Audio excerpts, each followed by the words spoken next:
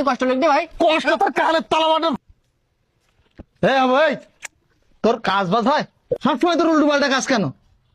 আমি কেতে উল্টো পাল্টা কাজ করলাম? তো উল্টো পাল্টা না থাকি তুই এই কলসিতে পানি খাচ্ছিস কেন? ডাইরেক্ট কলসিতে কইছে খাবো না তো কেটে খাবো? কেন? তো তোমার চোখের সামনে ঠাওয়ার পানি না এই গিলাসে, কেন গিলাসে ঢেলি তারপর আমি পানি খাবো?